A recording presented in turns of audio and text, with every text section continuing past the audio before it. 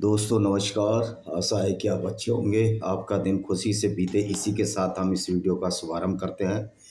दोस्तों जैसे कि पता है, हम कुरान की उन आयतों को खोल खोल कर बताते हैं जिसको ये बोलते हैं कि अल्लाह बड़ा रहमान है, अल्लाह बड़ा दयावान है। लेकिन कुरान की आयतों से देखने से तो पता लगता है ना अल्लाह रहमान है ना दयावान है, बल्कि ये क्रूर और अत्याचारी है उनके लिए जो अल्लाह, कुरान और मोहम्मद को नहीं मानते। मैंने पहले ही बताया था कि मोहम्मद ने बहुत सी आयतों को यहूदियों की धर्म पुस्तक तोरा और यहूदियों के ओल्ड टेस्टामेंट बाइबिल से चोरी किया, जिसको कि मैंने सावधानी पूर्वक बचपन में ही पढ़ लिया था। कि मेरा बहुत शौक़ था कि सारी किताबें पढूं। इवन कुरान को भी मैंने बहुत बुरी अच्छी तरह पढ़ा और इसमें देखा कि एक किताब ऐसी है जो दुनिया में फितना गुमराह कर रही है मुसलमानों को और पूरी दुनिया को बर्बाद करने के लिए पैदा हुई है। तो आइए चैप्टर 2 की सूरह अल बकरा की कुछ आयतों का अध्ययन करते हैं। आज 286 इसमें आयत हैं। आज सारी आयतों को हम ख़त्म कर देंगे। 252 से शुरू करते हैं।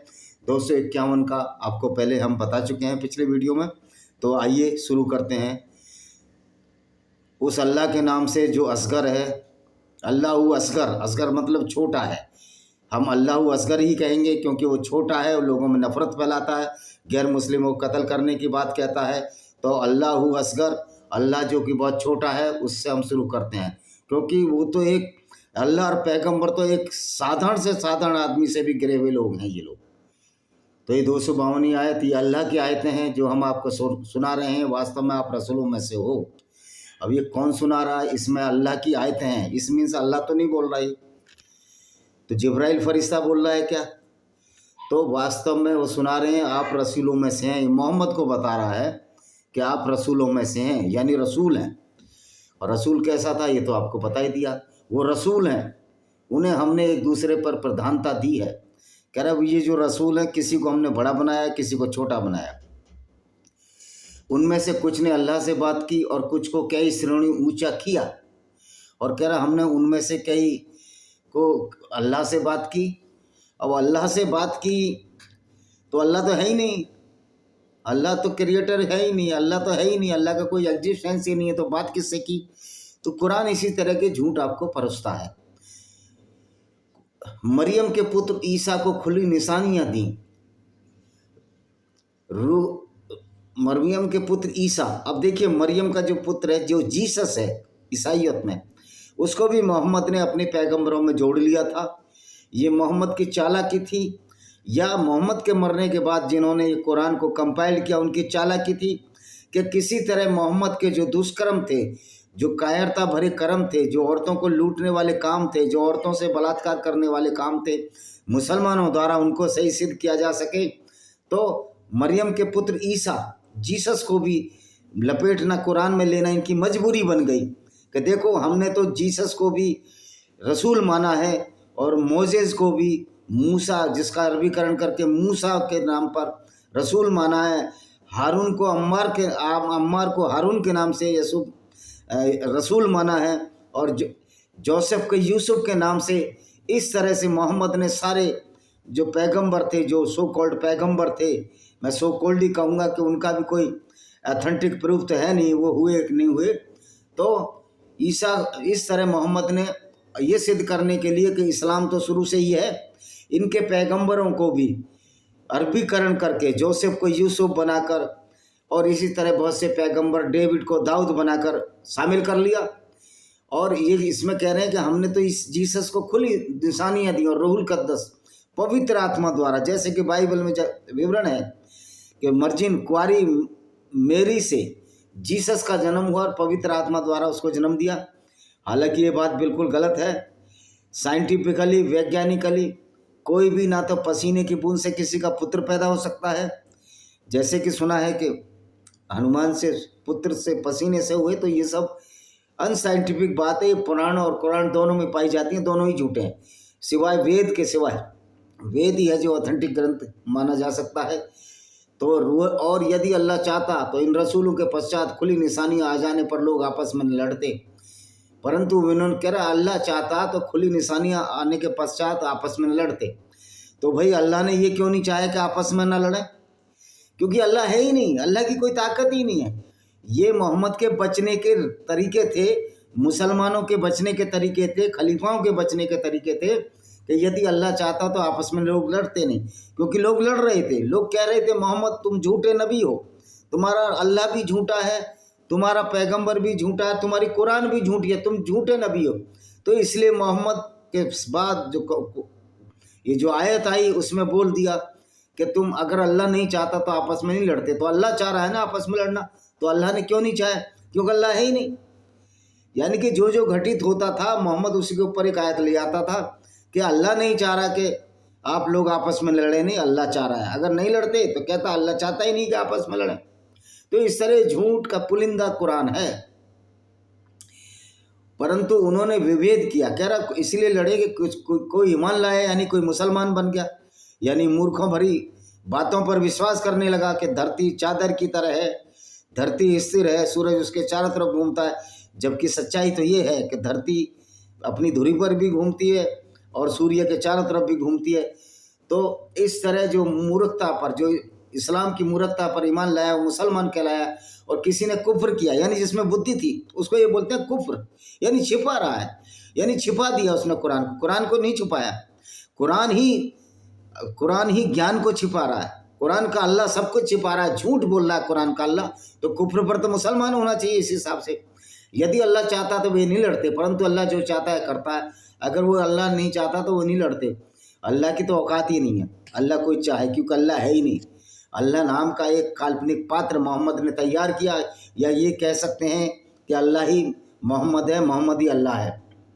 हे ईमान वालों, हमने तुम्हें जो कुछ दिया उसमें से दान करो उस दिन, अर्थात प्रलय के आने से पहले, जिसमें न कोई सौदा होगा, न कोई मैत्री होगी, न कोई अनुशंसा सिफारिश खाना। ये काफिर लोग ही अत्याचारी हैं। देखो फिर यहाँ बोला इसने, काफिर लोग अत्याचारी हैं, यानी कि हिंदू ईसाई और यहूदी अत्याचारी हैं, जो बेचारे कुछ बोलते ही नहीं। ईसाइयत में कहाँ लिखा हुआ है कि कुरान को मुसलमान को मारो? यहूदियों की धर्म पुस्तक में कहाँ लिखा हुआ है कि किसी मुसलमान को मारो? हिंदुओं की धर्म पुस्तक में तो किसी का जिक्र ही नहीं है, वो तो मानवता के लिए बात की है।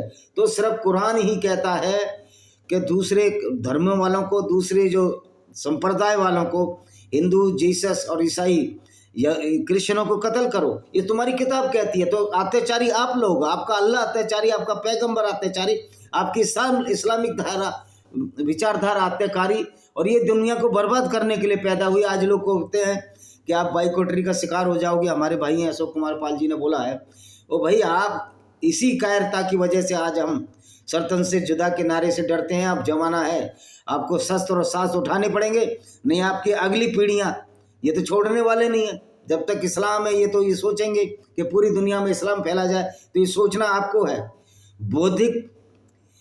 बौद्धिकता से दुनिया नहीं चला करती, शारीरिक बल और ताकत और साहस से पीढ़ियां जीता करती हैं। अल्लाह के सिवाय कोई पूजनीय नहीं, वह जीवित तथा नित्य स्थायी है। पहली बात तो अल्लाह है ही नहीं, तो पूजने का तो सवाल ही नहीं होता।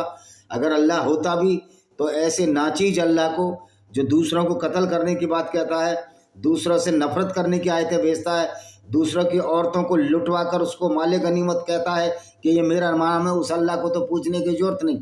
उसके लिए, अल्लाह के लिए तो लानत है, लानत करोड़ों लानत है। उसे ऊँग तथा निद्रा नहीं आती। अल्लाह को ना ऊँग आती है ना निद्रा आती है। लेकिन जब मोहम्मद के दांत तोड़ दिए उहद की लड़ाई में, तो मोहम्मद, अल्लाह को तो नींद ही आ गई थी। अल्लाह तो मार्फिन का इंजेक्शन लगाकर सो रहा था, क्योंकि मोहम्मद ही कहता था जब हम पर कोई मुसीबत आती है तो अल्लाह फरिश्ते भेजता है। जैसे जंगे बदर में 3000 फरिश्ते भेजे, लेकिन जब काबा पर अटैक हुआ और मोहम्मद के दांत टूटे तो कोई फरिश्ता नहीं भेजा। अब्दुल करामाती जिन्नाती 25 साल तक उस हजर अस्वाद, जिसको काला पत्थर कहते हो, उस पर टट्टी पेशाब करता रहा। वह कौन है जो उसकी अनुमति बिना अनुशंसा के सिफारिश कर सके? हम सिफारिश करते हैं कि अल्लाह को ना माना जाए। अल्लाह हु असगर, अल्लाह बहुत छोटा है। जो उनके कुछ समझ और उनसे कुछ ओझल है, सब जानता है। उसके ज्ञान में वही है जो वही जान सकते हैं जिसे वो चाहे। कह रहा अल्लाह का ज्ञान वही जान सकते हैं जिसे चाहे, यानी जो मूर्ख बन जाए, जो धरती को स्थिर माने, सूरज को उसके चारों तरफ घुमा दे। लेकिन अल्लाह की औकात नहीं, अल्लाह की ताकत नहीं। पृथ्वी अब स्थिर है भी नहीं और सूर्य के चारों तरफ घूम रही है, अपनी धुरी पर घूम रही है। तो ये तो अल्लाह झूठा है, पैगंबर झूठा है। पैगंबर का जो तस्वर है और अल्लाह का जो तस्वुर है, जो कल्पना की है, वो एक झूठी कल्पना है जिस पर दुनिया चल नहीं सकती। धर्म में बल प्रयोग नहीं, धर्म में बल प्रयोग नहीं, यहाँ ये बोल रहे हैं। लेकिन मोहम्मद ने तो हमेशा लोगों को कत्ल किया। तुम्हारी आयतों में लिखा हुआ है कि गैर मुस्लिमों को कत्ल करो, चैप्टर 9 की 5 तो यही कहती है। तो ये कुरान का लिखने वाला या तो पागल था या मेंटली डिस्टर्ब था। वैसे भी जॉन अली सीना की किताब अंडरस्टैंडिंग मोहम्मद में साफ साफ कहा गया कि मोहम्मद को मिर्गी के दौरे आते थे, उसके कानों में घंटी की आवाज़ें, टन टन की आवाज़ें बनती थी और उसमें एक फट से उसको आयत आ जाती थी। यानी कि मेंटली डिसऑर्डर था इस मोहम्मद का। और ये तो साबित है आपके कुरान से भी। सुपत कुपत से अलग हो चुका है, बिल्कुल सुपत कुपत से अलग हो चुका है। यानी कि इस्लाम तो कुपत है जो पूरी गैर मुस्लिमों के खिलाफ गुंडागर्दी करता है, सुपत वो है जो इस्लाम को नहीं मानते। अर्थात अब तो तू तागे तो अल्लाह के सिवाय पूज्यों को नकार दे। भाई अब नहीं नकारेंगे हम अल्लाह को नकार सकते हैं, वैसे भी हम अल्लाह को तो हम कभी मानेंगे भी नहीं। ऐसे अल्लाह को जो लोगों को मूर्ख बनाता है, उल्टी पट्टी पढ़ाता है, धरती को स्थिर बताता है तथा अल्लाह पर ईमान लाए, उसे दृढ़ कड़ा सारा पकड़ लिया जो कभी खंडित नहीं हो सकता। अल्लाह सब कुछ सुनता जानता है, ना अल्लाह कुछ जानता ना सुनता है, क्यों? अल्लाह है ही नहीं, there is no Allah at all. Allah उनका साया का जो ईमान लाए वह उन्हें अंधेरों से निकालता है और प्रकाश में लाता है। और जो काफिर हैं यानी कि विश्वासहीन है, जो इस्लाम में विश्वास नहीं करते, उनके सायत तागूत मिथ्या पूज्य हैं जो उन्हें प्रकाश से अंधेरों की ओर ले जाते हैं, यही नारकी हैं जो सदावासी होंगे। देखिए अल्लाह जैसा तो मूर्ख कोई नहीं है।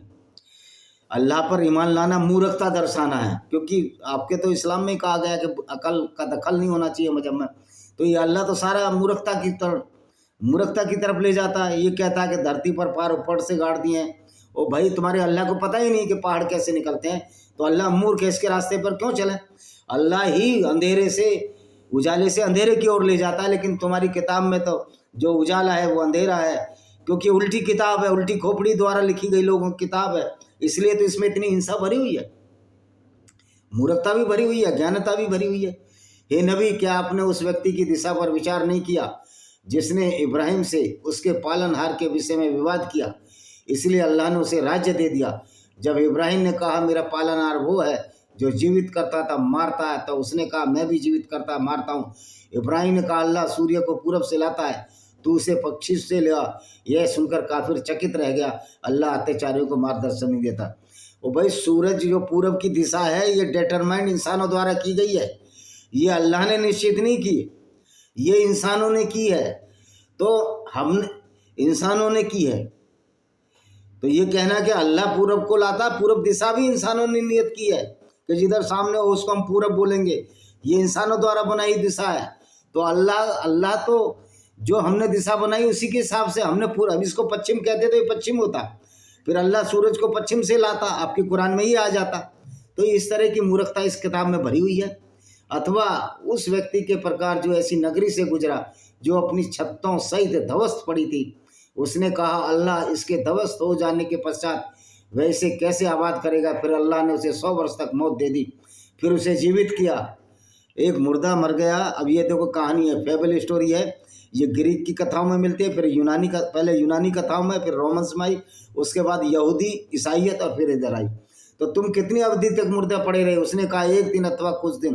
कह रहा मैं 1 दिन पड़ा रहा जब वो जगह। अल्लाह ने कहा नहीं, तुम तो 100 वर्ष तक पड़े रहे, 100 वर्ष तक पड़े रहे। अपने खाने पीने चीज़ों को देखो, तनिक परिवर्तन नहीं हुआ, और खाने पीने की चीज़ें भी 100 साल में नहीं बदली।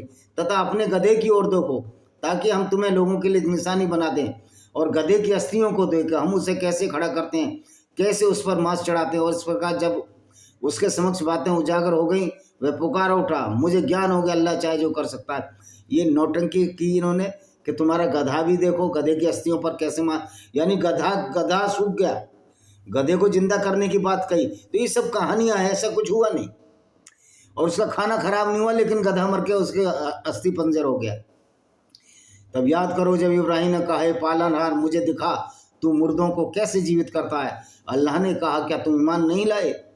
अल्लाह ने कैसे कह दिया भाई, अल्लाह के तो जवान ही नहीं है, अल्लाह के तो शरीर ही नहीं है। उसने कहा क्यों नहीं, परंतु ताकि मेरे दिल को संतोष हो जाए। अल्लाह ने कहा 4 पक्षी ले आओ और अपने से पर्चा लो, फिर उन्हें मारकर एक एक अंश पर्वत पर रख दो, फिर उन्हें पुकारो, वे तुम्हारे पास दौड़े चले आएंगे। और ये जान ले अल्लाह, यानी पक्षी मार दो, मैं कह रहा हूँ अब जा मार दो और अल्लाह का नाम ले दो, अगर दौड़े चले आए तो बता दो। एक मौलाना तो ये कह रहा था कि वो पक्षी जो है बारबेक्यू में जला दिए, लोग खा गए और हड्डियां फेंक दी, फिर वो पक्षी जिंदा हो गए।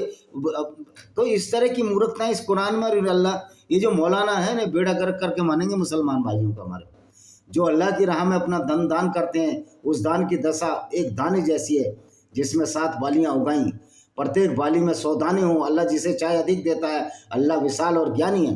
देखिए, अल्लाह बार बार अल्लाह ज्ञानी ज्ञानी मत कहा करो, अल्लाह सबसे बड़ा मूर्ख है। अल्लाह को ये पता ही नहीं कि धरती की रचना कैसे हुई है। अल्लाह 7वें आसमान पर बैठकर भी अंधा भी है, अल्लाह देख ही नहीं पाया कि धरती गोल है या चपटी है। वो बोलता रहा चादर की तरह फैलाई है। सूरज कीचड़ में छिपाने वाला अल्लाह किस तरह का अल्लाह है। और ये कहते हैं नमाज पढ़ो, सूर्य सुबह की, शाम की, रात की। कुछ देश तो ऐसे हैं जहाँ 6-6 महीने रात दिन ही नहीं होते, तो वहाँ रात रहती है तो दिन नहीं होता, तो फिर दिन की नमाज कैसे पढ़ोगे? फजर की, मगरिब की, ईशा की, जुहर की, असर की नमाजें कैसे पढ़ोगे? तो ये सब मूर्खता फैलाई है अरबियों ने, मोहम्मद और उसके साथियों ने। और इतनी बड़ी मूर्खता है कि इसको पूरी 180 करोड़ लोग मूर्ख बने चले आ रहे हैं। भली बात बोलना तो क्षमा उस दान से उत्तम है जिसके पश्चात दुख दिया जाए। अल्लाह निष्प्रय सहनशील है। कह रहे भली बात बोलो, लेकिन तुम्हारा अल्लाह ही तो कहता है कि गैर मुस्लिम काफिरों को कत्ल करो।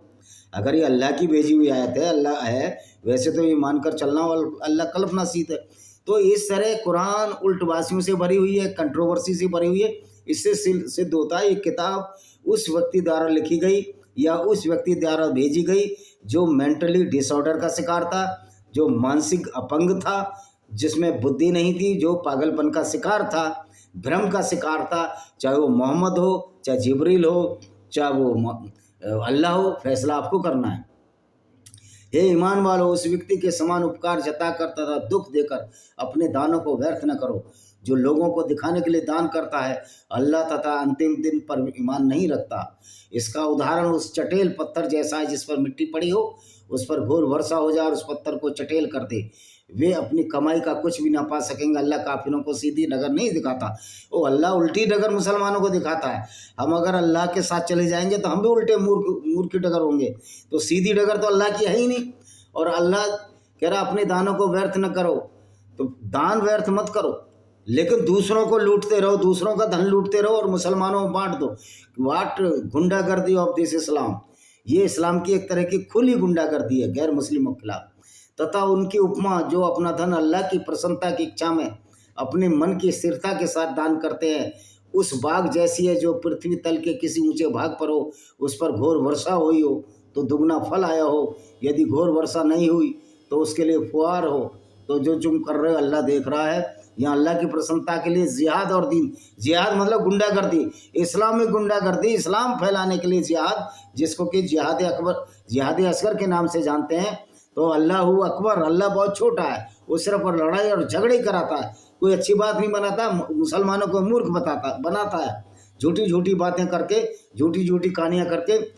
ये टैलेंट था मोहम्मद का कि आज पढ़े लिखे डॉक्टर इंजीनियर भी मुसलमान इस मूर्खता को फॉलो कर रहे हैं। जबकि हिंदुओं ने तो सती प्रथा थी उसको ख़त्म कर दिया, यद्यपि सती प्रथा एक गलत प्रथा थी, बाल विवाह को ख़त्म कर दिया, देवदासी को ख़त्म कर दिया। देवदासी का उल्लेख कहीं वेदों में नहीं है।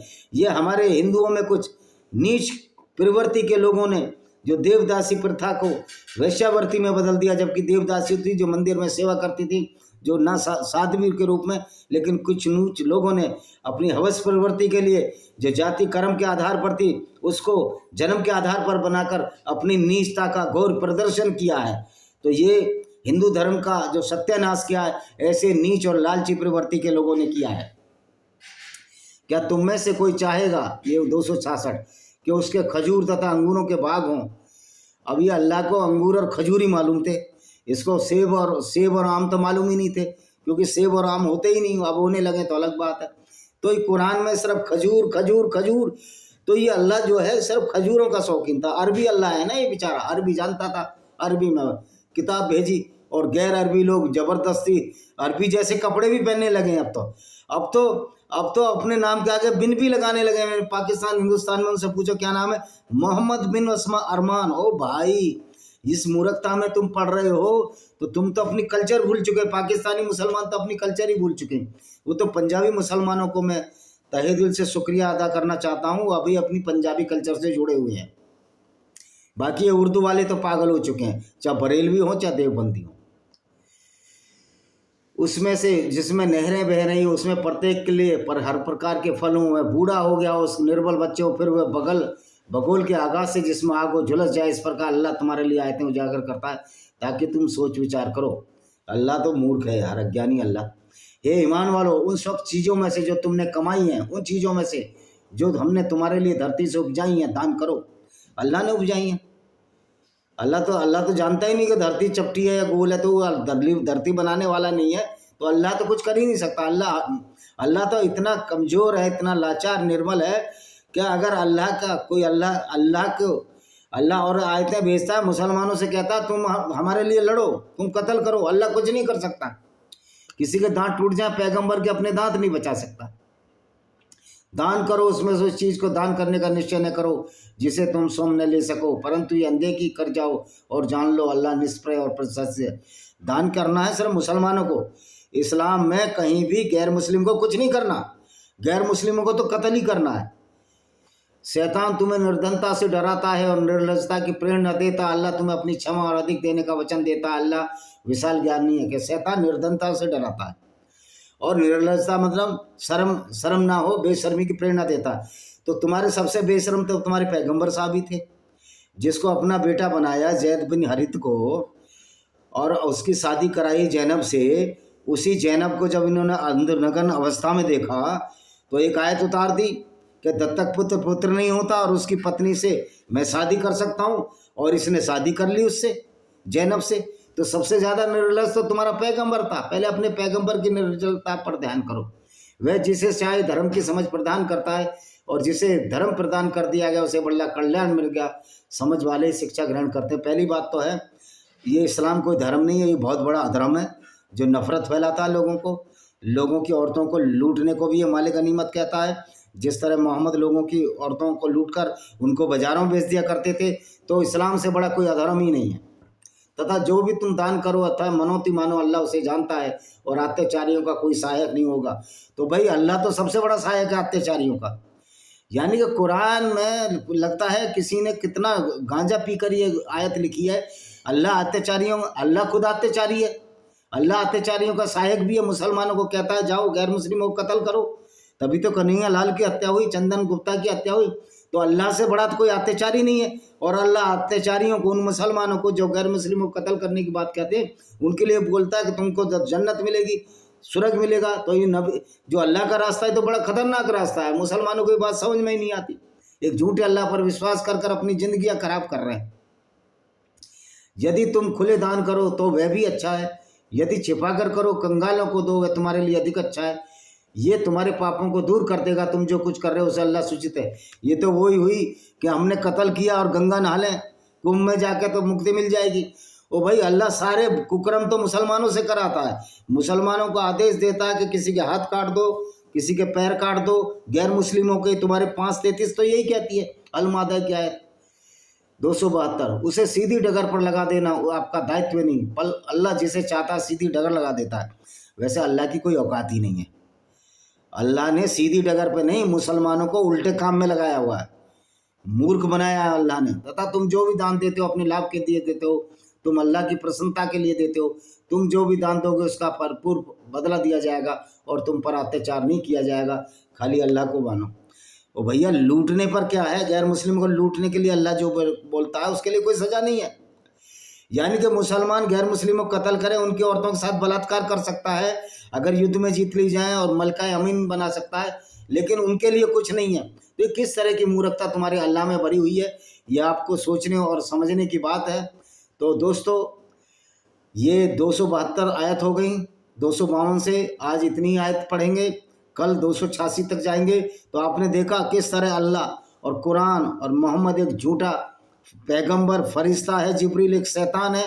और क्या कहता है, शैतान जो निर्लजता देता है, शैतान नहीं अल्लाह निर्लजता देता है। मोहम्मद को बेशरम बना देता है अल्लाह, जो अपनी पुत्र वधू से भी शादी करने को तैयार हो जाता है और 6 साल की आयशा बिन्त अबू बकर से भी शादी कर लेता और 9 साल की उम्र में उसको कंज्यूमेट कर लेता। ये देखिए किस तरह 54 साल का बाबा किस तरह 9 साल की एक मासूम लड़की को इज्जत खराब कर रहा है। और लोग कहते हैं ये तो पैगंबर था, उसको सब कुछ हराम है, सब कुछ हलाल है, यानी वैध है, उसको सब कुछ पावर है। तो पैगंबर को लूटने और कत्ल करने की पावर है, तो हमको भी ये कहने की पावर है कि तुम्हारा पैगंबर लुटेरा था, हत्यारा था, तुम्हारा अल्लाह क्रूर है, अत्याचारी है।